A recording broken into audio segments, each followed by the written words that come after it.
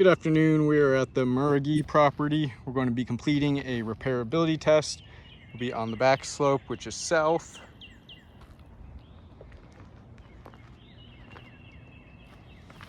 We have this damaged shingle. We'll do the repair test on that one, see how it affects all of those surrounding shingles. I have all of those boxed out and numbered. I'll give you an overview of those before we get started, showing you the current condition. All of these shingles could potentially be damaged during the repairability test, so we'll take another look once we're all complete and see those results. For my tools, I'll be using a flat bar, putty knife, hammer, and roof snake. And we have this 45-degree tool that we'll use to give us a visual for what 45 degrees looks like. Slide it underneath that damage tab. I'll give you some views of that.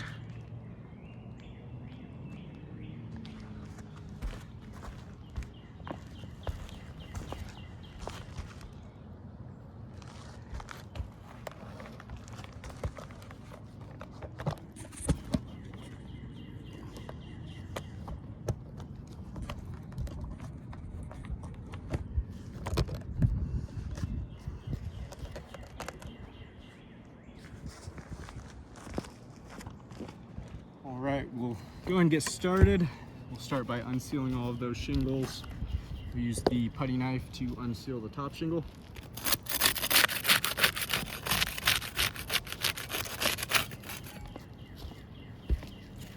We'll use the flat bar to unseal the rest of those. See if there's any differences with those tools.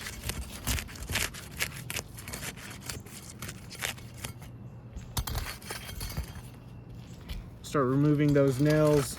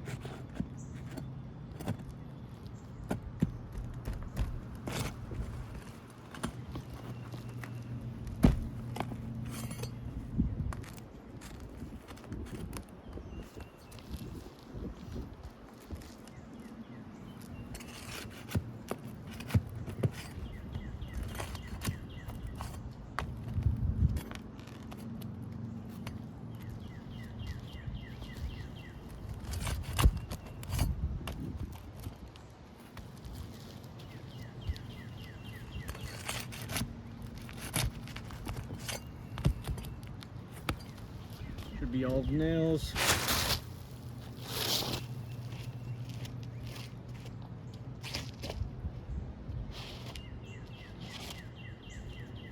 Got that damaged shingle out. We'll go ahead and slide this new shingle in. Get it all lined up nicely.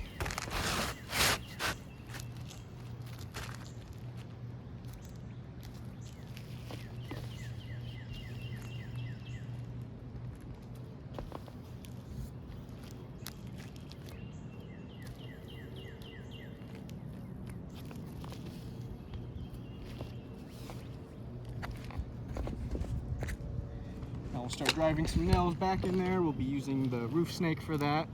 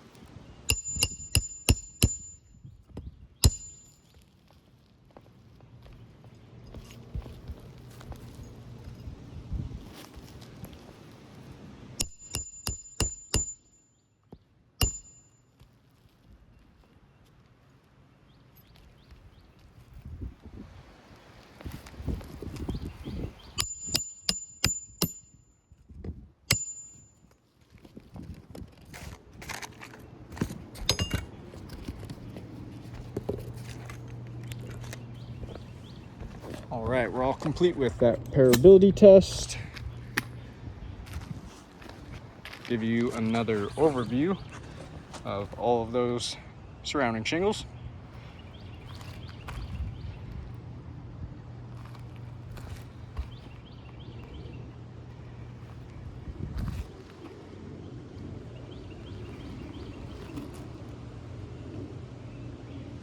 We'll take a closer look at these tabs right above that new shingle.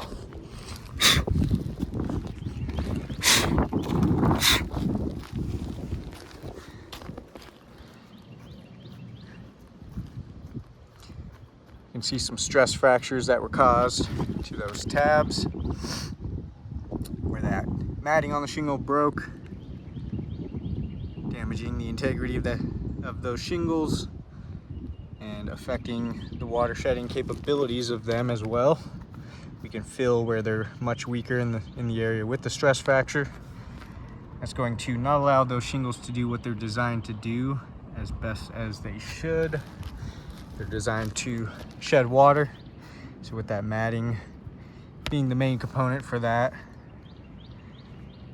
those capabilities are going to be compromised.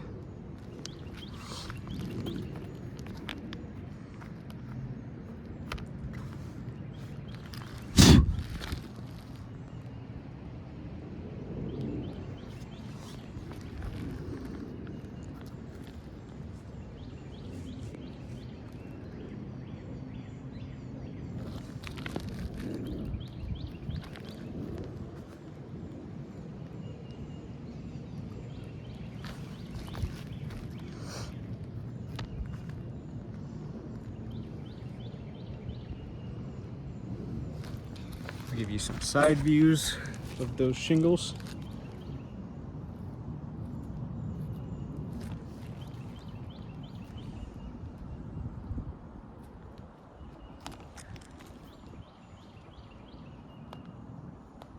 You can see a sharp bend in those tabs where those stress fractures are.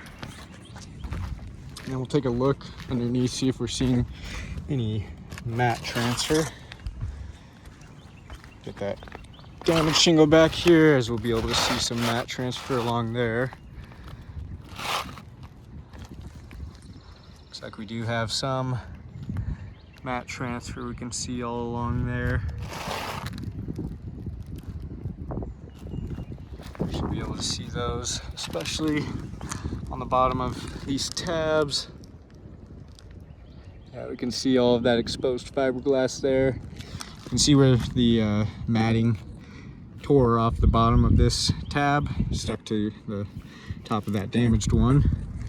You can see where that left behind all of that exposed fiberglass, damaging the integrity of those shingles.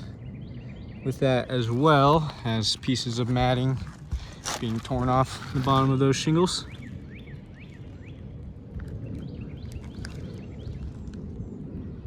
That's real bad right there.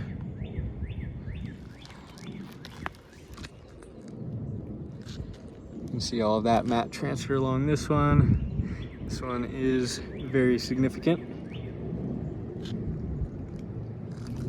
So we got mat transfer along both of these rows. And when that mat transfer occurs is while we're unsealing those shingles. And since we use the putty knife to unseal the top row and then the flat bar to unseal this lower one, you can see that it's going to be impossible to get around that mat transfer. Either tool that is used is going to cause very significant mat transfer that we can see.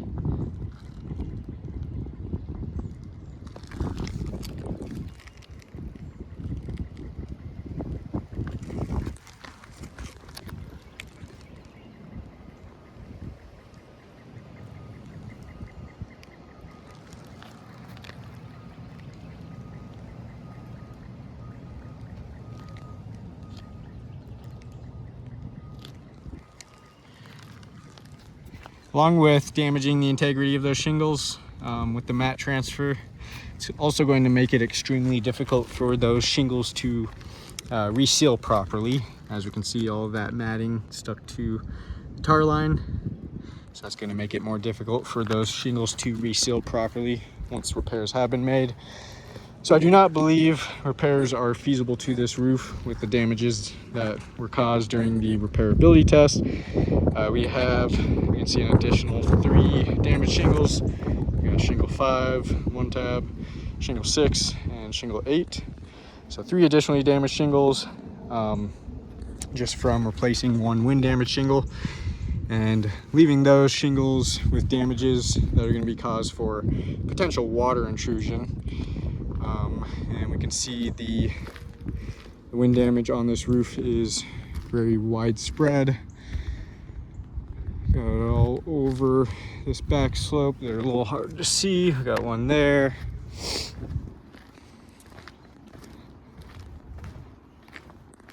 Got one right here. So the wind damage, one right here, you can see is very widespread. So I do not believe repairs are feasible, as all of those wind damaged shingles are going to be left with 3 additionally damaged shingles. 3 additionally damaged shingles around the one that's repaired, leaving this insured with potential leak hazards all over their roof anywhere those repairs are going to be completed.